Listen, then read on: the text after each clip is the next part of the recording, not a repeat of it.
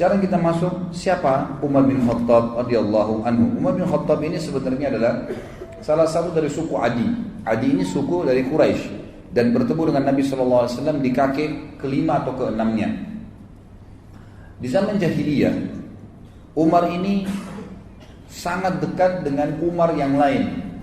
Ada dua orang Umar dulu di zaman jahiliyah yang terkenal sekali, pemimpin Mekah. Itu adalah Umar bin Khattab dan Umar bin Amr bin Hisham atau dikenal dengan Abu Jahal. Dua orang ini terkenal dengan Umarain ya, di Mekah. Dua Umar yang terkenal sekali. Dua-duanya punya prinsip hidup.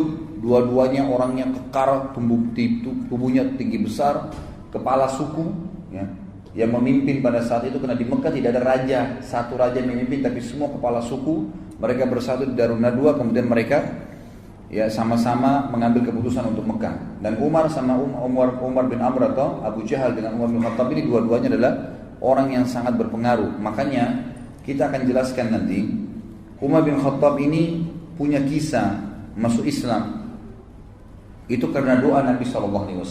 Nanti akan saya jelaskan sebentar. Umar bin Khattab ini tugasnya di masa jahiliyah dulu adalah sebagai duta.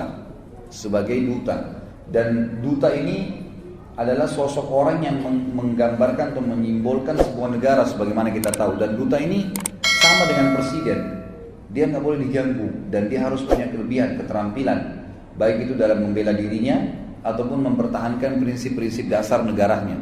Dan Umar bin Khattab adalah duta, itu kan, bagi orang-orang Quraisy kemanapun dia yang diutus untuk pergi.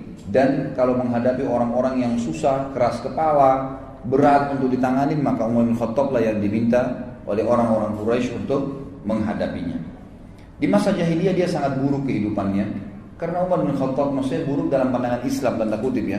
Beliau selalu mabuk, beliau selalu menyembah berhala. Agak berbeda sedikit dengan Abu Bakar. Abu Bakar memang orang yang dari zaman jahiliyah nggak pernah buat masalah. Ya, masa jahiliyah itu subhanallah Abu Bakar hidupnya mulus-mulus saja, tidak pernah sembah berhala, orang yang suka bersedekah, memang sudah bersahabat dengan Nabi SAW karena dia tinggal satu camp dengan Khadijah, ya, pemukiman pedagang-pedagang di Mekah, sebagaimana sudah kita jelaskan pada pertemuan yang lalu. Tapi Abu Bakar itu hidup Abu Bakar. Mungkin tidak semua orang bisa seperti Abu Bakar, tapi Umar Allah jadikan radhiyallahu anhu ajma'in adalah simbol ya rahmatnya Allah Subhanahu Wa Taala. Ternyata Umar bin Khattab ini kehidupannya luar biasa gitu. Di masa jahiliyah, mabuk tiap hari nyiksa umat Islam, tiap hari nyembah berhala, beragam macam kesalahan dikerjakan oleh Umar bin Khattab radhiyallahu anhu, gitu kan? Maka dengan datangnya Islam, Allah SWT menunjukkan rahmatnya. Asal orang mau taubat, orang mau berubah, orang mau mengikuti kebenaran, Allah tidak akan lihat masa lalunya. Allah tidak akan lihat masa lalunya. Umar bin Khattab ini berselisih para ulama tentang bagaimana kisah masuk Islamnya. Paling tidak ada 3 riwayat yang dinukil oleh penulis buku. Namun yang paling ditarjih, dikuatkan oleh beliau adalah riwayat tentang ya, atau riwayat Imam Tirmidzi dalam kitab Al-Manaqib tentang Manaqibul Umar bin Khattab yang disahihkan oleh Syekh Albani dalam masalah ini. Bahwasanya riwayat tentang keislaman Umar yang paling kuat kena ya dengan riwayat Tirmidzi, yaitu doa Nabi SAW.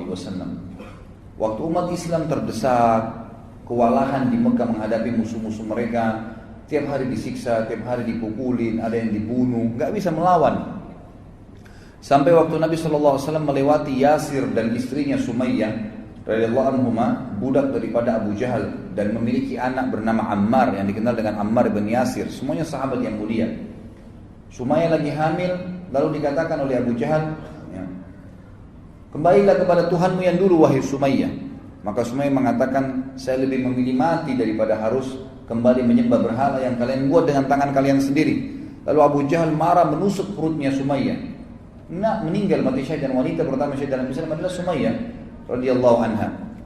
Kemudian menyusul suaminya Yasir, dibunuh juga oleh Abu Jahal. Lalu Ammar ya, pada saat itu didesak, umurnya masih 8 tahun, 9 tahun, oleh Abu Jahal dikatakan, wahai Ammar, kalau kau tidak mengaku juga kembali kepada Tuhanmu yang dulu, maka aku akan menyiksamu lebih berat daripada ibu dan ayahmu. Sampai Ammar karena ketakutan dan merasa sakit berkata, baiklah, wahai Abu Jahal, wahai Abu Hakam, apa yang kau mau? Orang-orang jahiliyah memanggil Abu Jahal dengan Abu Hakam, artinya orang yang bijaksana. Tapi kita dalam Islam diberitakan kalau Nabi SAW mengatakan memanggil dia Abu Jahal. Maka dia mengatakan, baik, apa yang kau mau? Kata Abu Jahal, ya, lewat seekor unta, dia mengatakan, katakanlah kamu kufur kepada Muhammad dan Tuhannya Muhammad. Dia mengatakan saya kufur. Abu Jahal belum puas nih. Lewat seekor unta, kata Abu Jahal, saya belum puas sampai kau bilang unta ini Tuhan saya. Maka Ammar pun mengatakan unta ini Tuhan saya. Lalu Abu Jahal membiarkan dia. Pada saat mereka lagi proses disiksa, Nabi kita Muhammad SAW lewat di situ. Melihat kejadian tersebut tidak ada kekuatan bagi umat Islam. Bagaimana cara membelahnya nih? Maka Nabi SAW cuma mengucapkan kalimat, sabran ala Yasir fa inna mau'idakumul jannah. Sabarlah wahai keluarganya Yasir, pasti kalian dengan mati ini masuk surga. Lalu Nabi SAW lewat menuju ke rumah beliau. Ammar pun mengikuti Nabi SAW lalu berkata, ya Rasulullah, saya telah kufur. Ibu saya dan ayah saya dibunuh oleh Abu Jahal. Dan saya pun dipaksanya, saya mengucapkan secara terpaksa saya kufur kepada risalah anda. Dan saya juga mengatakan unta Tuhan saya. Maka kata Nabi SAW, wahai Ammar, kalau besok kau diperlakukan lagi yang sama dengan Abu Jahal, ucapkan apa yang dia mau. Karena sungguhnya kau tidak kufur, hatimu tidak seperti itu. Maka turunlah firman Allah Subhanahu wa taala yang menjelaskan tentang perilaku Ammar ini. Illa man ukriha wa qalbu mutmainnun bil iman.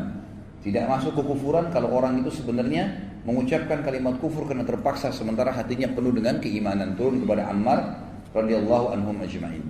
Pada saat itulah Nabi SAW berdoa, mengatakan dalam doanya, Allahumma izzal Islam bi ahabba hadaini rajulaini ilaik.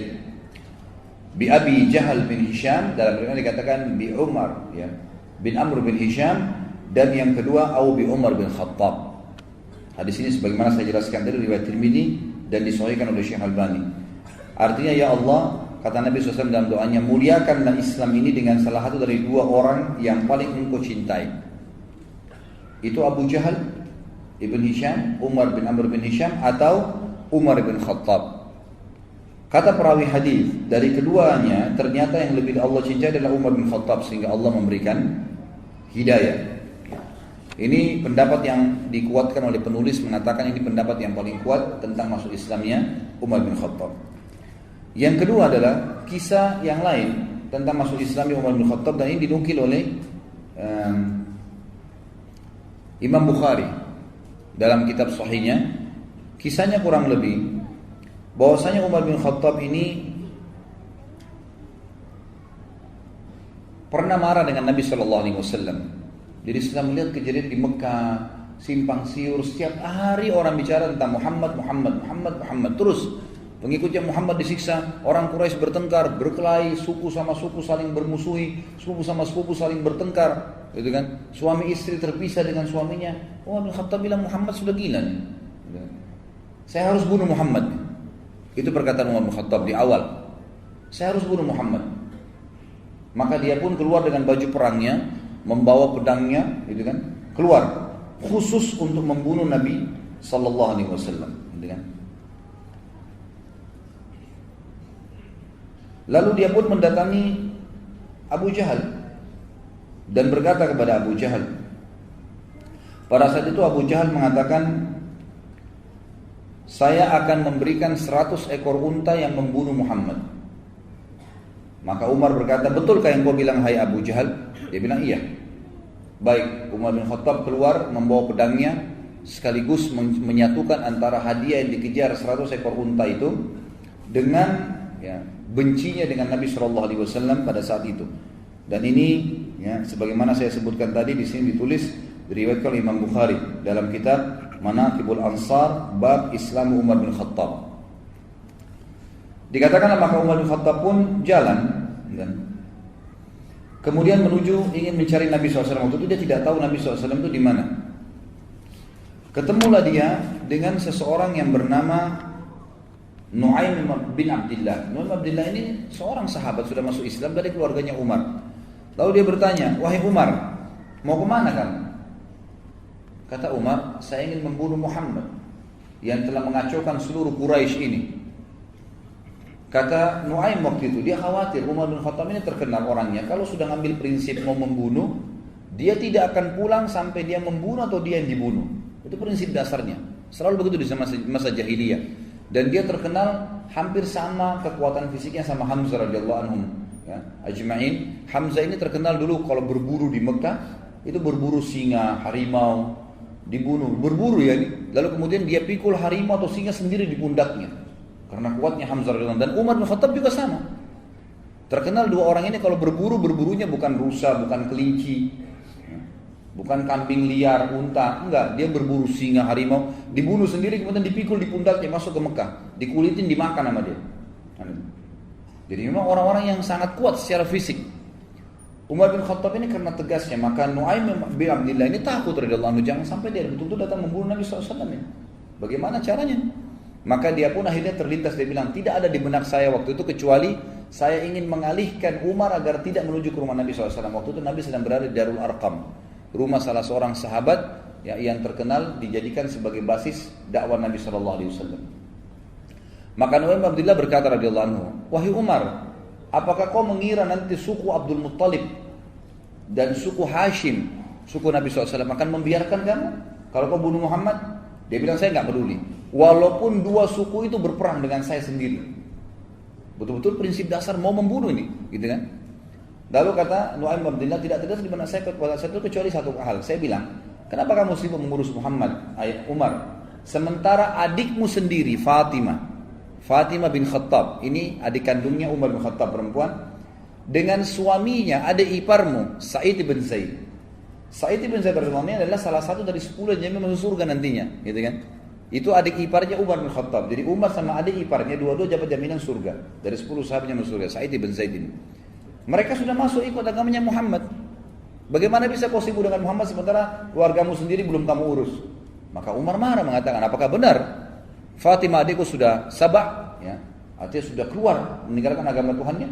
Kata Nu'aim, iya benar. Silakan kau pastikan sendiri. Maka Umar bin Khattab waktu itu tidak tahu di mana Nabi SAW berada dan dia tahu rumah adiknya, dia menuju ke rumah adiknya. Jalan dari ke rumah adiknya. Tiba di rumah adiknya, ternyata adiknya Fatimah binti Khattab dan suaminya Sa'id bin Zaid sedang belajar Al-Quran dari seorang sahabat tadinya bekas budak yang dibebaskan oleh Abu Bakar, namanya Khabbab bin Arad. Khabbab bin Arad adalah guru Al-Quran, dia ajar mengaji lagi dengan ayat. Begitu mereka dengar suara langkah Umar bin Khattab, dalam beberapa athar dikatakan Umar ini saking badannya besar, kalau dia melangkah suara kakinya terdengar.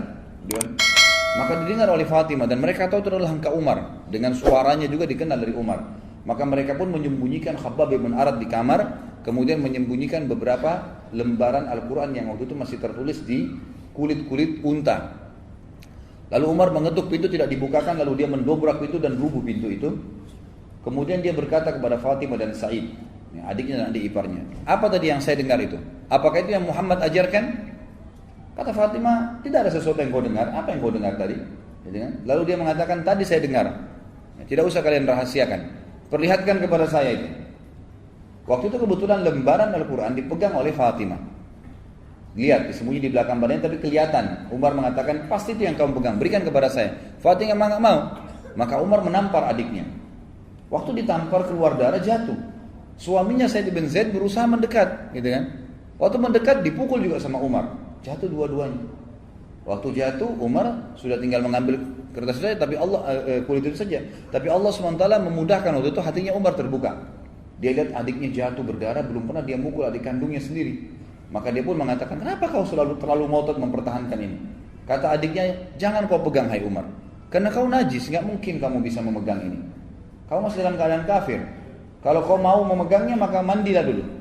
Umar pun akhirnya masuk ke dalam rumah, minta pamit mandi. Setelah mandi dia keluar, dikasihlah lembaran tersebut. Kebetulan waktu itu beberapa ayat di dalam kertas, di dalam kulit itu dari surah Thaha. Nah, surah Thaha. Lalu Umar pun duduk kemudian membaca. Mulailah membaca. Ya, Thaha ma anzalna ilaikal Qur'ana litashqa illa tadhkiratan liman yakhsha. Terus dia baca. Thaha, ya, kami tidak turunkan Al-Quran ini kepadamu untuk kamu sedih hai Muhammad, kecuali hanya peringatan bagi orang-orang yang mau tunduk kepada Allah pencipta langit dan bumi ini. Terus dia baca ayat demi ayat. Gak lama kemudian Umar bin Khattab seperti orang yang lunak.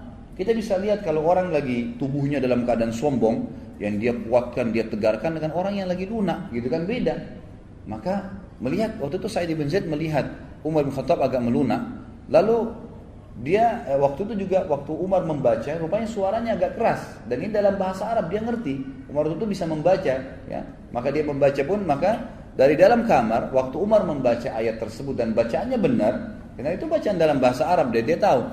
Maka Khabbab bin Arad, guru mengaji tadi dari sahabat Nabi yang bekas budak yang dibebaskan oleh Abu Bakar radhiyallahu anhu ini, keluar.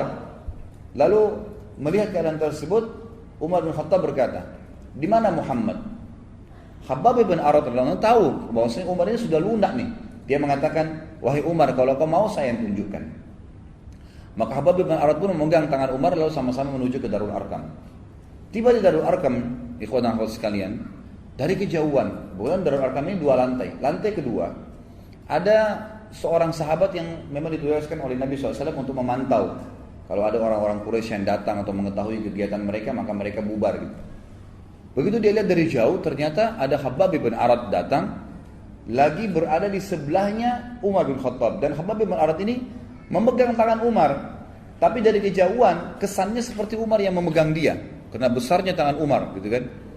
Maka yang sahabat di lantai 2 rumah ini mengira Umar bin Khattab menawan Khabbab bin Arad, gitu kan, dan dia datang untuk membunuh Nabi SAW.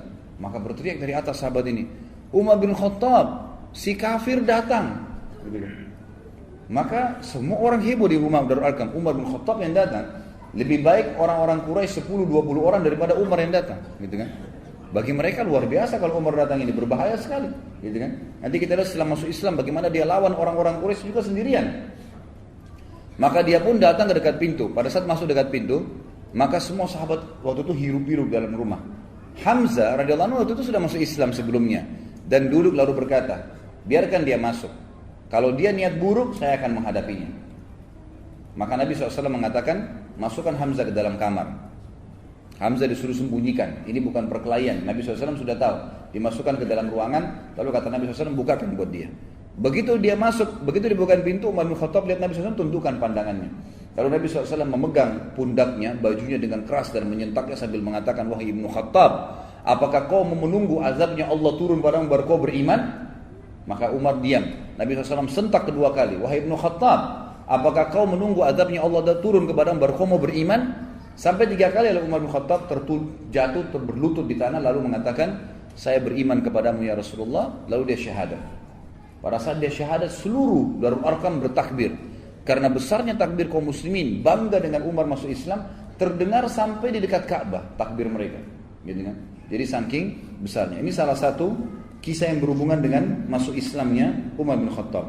Riwayat yang lain maksud saya. Riwayat yang ketiga adalah riwayat yang dinukil oleh Imam Ahmad, ya. Mohon maaf, bukan. Riwayat di sini dikatakan sebenarnya sanadnya dhaif, ya. Sanadnya dhaif, tapi ini disebutkan oleh Imam Az-Zahabi dalam Al-Mizan. Ini dikarenakan karena riwayat ini terdapat Abdurrahman bin Harith, seorang rawi yang jujur sebetulnya, tapi dia memiliki kekeliruan dalam meriwayatkan hadis. Jadi sebenarnya dhaifnya, lemah pun tidak terlalu lemah. Ya, karena dia bukan pembohong, dia bukan ahli maksiat, cuman dia kadang-kadang keliru kalau menyampaikan hadis, lafadznya ada yang tertukar, maka didhaifkan. Tapi ulama tentu nanti saya simpulkan akan menggabungkan 3 riwayat ini dan mengatakan tidak ada yang berbentrok satu sama yang lain. Intinya Umar bin Khattab sudah masuk Islam dan akhirnya menjadi seorang sahabat yang mulia. Ibnu Ishaq menukil dalam buku sirahnya tentang Ummu Abdillah binti Abi Hathma, ya, radhiyallahu anha. Pada saat dia cerita, Ummu Abdillah ini bercerita, "Demi Allah ketika kami sedang bersiap-siap berangkat ke negeri Habasyah, mau berangkat ke negeri Habasyah, maka suaminya Amir namanya sedang menunggu di sebuah lembah yang cukup jauh dari Mekah supaya tidak kelihatan, maka satu-satu keluar gitu. Ummu Abdillah ini kebetulan masih punya hubungan kerabat dengan Umar bin Khattab dan waktu itu terdengar di orang-orang Quraisy bahwa muslimin sudah mau hijrah, mau melarikan diri dari Mekah dan orang-orang Quraisy berjaga-jaga. Termasuk Umar bin Khattab yang berjaga-jaga, ya, berusaha menahan umat Islam jangan sampai hijrah ke Habasyah. Ada yang hijrah dibunuh, gitu kan, berusaha dibunuh. Ummu Abdillah ini punya hubungan kerabat dengan Umar dan dia bersama dengan anaknya Abdullah ingin menyusul suaminya ke sebuah lembah yang sudah cukup jauh dari Mekah. Pada saat dia mikul-mikul barangnya, melewatin lembah demi lembah, tiba-tiba sebelum keluar dari pintu gerbang Mekah, Ada Umar bin Khattab berdiri. Kagetlah Ummu Abdillah ini. Lalu Ummu Abdillah berkata, sungguh kami mendapatkan ujian berat melalui kalian. Maksudnya orang-orang musyrik Mekah, ya. Kami tidak pernah dibiarkan oleh kalian. Mau beriman pada Allah di Mekah diganggu, mau hijrah pun ditahan. Umar bin Khattab kaget waktu itu melihat Ummu Abdillah karena kerabatnya perempuan, ya. Kemudian malam-malam bawa barang pikul-pikul, bawa anaknya masih kecil Abdullah yang waktu itu masih umur 2 atau 3 tahun, ya. Lalu Umar kesian mengatakan, wahai Ummu Abdillah, mau kemana kamu? Kata dia, saya mau ke Habasyah, mau hijrah, karena kami nggak bisa ibadah menyembah Allah di sini. Kalian paksa kami untuk menjadi musyrik. Maka Ummu Abdillah kaget waktu itu berkata, ya, saya tiba-tiba melihat ada lunak dalam hati Umar dan tiba-tiba saja dia mengatakan, semoga keselamatan bersama Ummu Abdillah, pergilah. Padahal Umar bin Khattab ini sudah niat keluar untuk membunuh siapapun orang Islam yang hijrah gitu. Pada saat bertemu Ummu Abdillah ini dengan suaminya di lembah yang sudah janjian di luar Mekah, tiba-tiba suaminya tanya, tadi Ummu Abdillah, ada enggak orang yang kau temuin dari Quraisy? Kata Ummu Abdillah, enggak ada, kecuali Umar, gitu kan. Kata suaminya, Umar bin Khattab itu musibah yang besar, gitu kan. Itu bahaya sekali kalau kau ketemu dengan dia. Lalu kata Ummu Abdillah, tapi dia sempat lunak. Dia bahkan mengatakan kepada saya, semoga engkau selamat wahai Ummu Abdillah. Mudah-mudahan menjadi penyebab masuk Islamnya, gitu kan. Lalu kata Amir ini suaminya Ummu Abdillah. Dia mengatakan, orang yang engkau lihat tadi itu, Umar bin Khattab maksudnya, tidak akan pernah masuk Islam sebelum keledainya Al-Khattab masuk Islam. Jadi mustahil masuk Islam orang itu, gitu kan. Ini kata sahabat ini, karena luar biasa Umar benci dengan Islam pada saat itu, gitu kan. Jadi kalau seandainya orang yang kau lihat itu mau masuk Islam, mesti keledainya Khattab, keluarga Khattab, maksudnya keluarganya Umar semua, itu syahadat baru dia bisa syahadat tuh orang, gitu. Saking sulitnya gitu. Maka akhirnya di kisahnya disebutkan sampai di situ dan akhirnya Umar bin Khattab benar masuk Islam, kemungkinan bisa saja dari doanya Ummu Abdillah tadi yang disebutkan, ya. Jadi itu diantara riwayat yang dinukil kepada kita. Pertama tentang doa Nabi SAW, dan ini yang paling kuat. Yang kedua tentang adiknya Fatimah dan Sa'id bin Zaid radhiyallahu anhum ajma'in yang sudah masuk Islam sebenarnya, lalu Umar membaca surah Thaha. Dan yang ketiga adalah tentang masalah kisah Ummu Abdillah. Ada riwayat yang lain juga dinukil oleh sebagian ya, ulama dan dinukil juga oleh beliau di sini, adalah Umar bin Khattab pernah bercerita sendiri.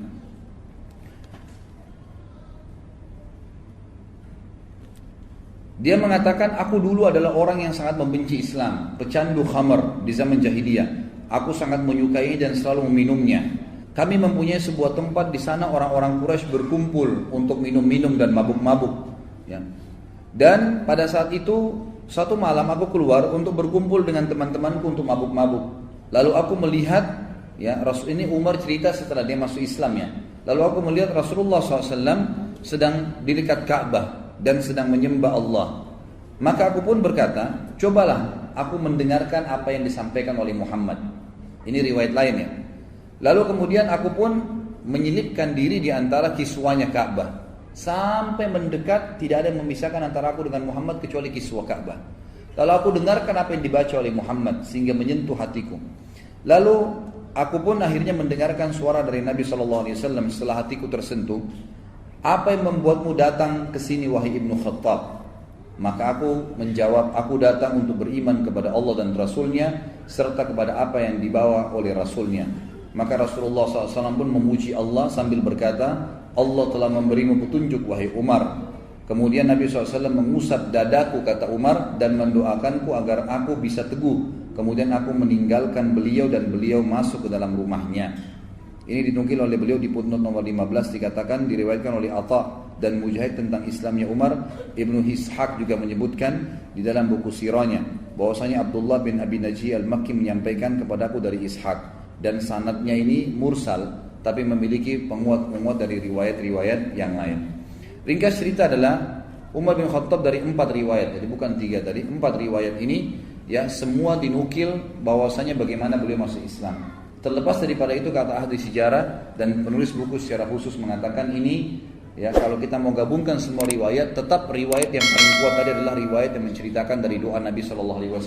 Memang kalau doa Nabi maka semua jadi penyebab beliau akhirnya masuk Islam. Dan kasuistik tadi yang lainnya semua karena penyebab beliau masuk Islam saja.